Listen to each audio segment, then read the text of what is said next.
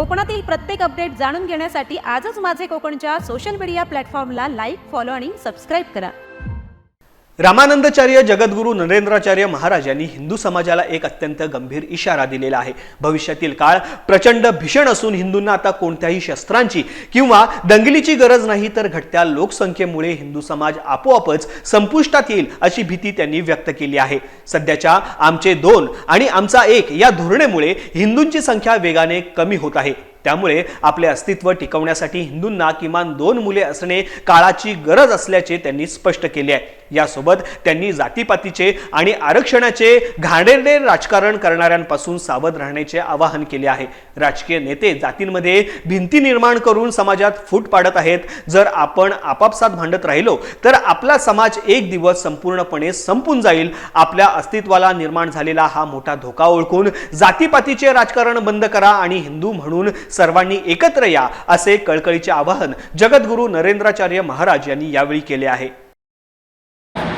घर वापसी 300 हिंदू म्हणजे ईसाई झालेली जी कुटुंब होती त्या 300 कुटुंबांना हिंदू धर्मामध्ये पुनर्प्रवेश करून घेतलेला आहे।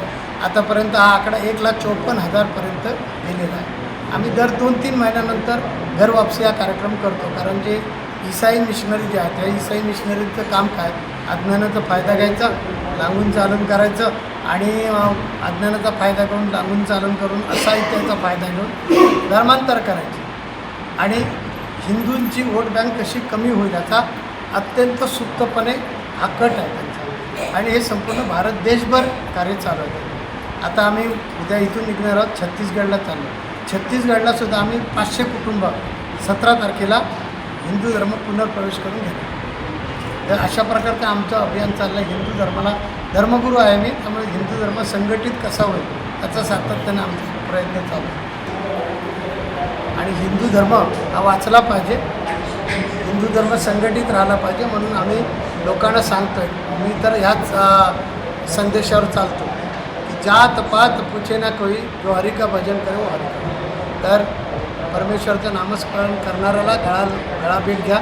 जातीपातीमध्ये आरक्षणामध्ये हिंदूंनी सावध राहिलं पाहिजे। राजकीय लोक आपल्याला आरक्षणामध्ये वाटतील आणि जातीच्या भिंती निर्माण करून आपणच सुंदर उपसुंदासारखे भांडू आणि एक दिवशी संपवू।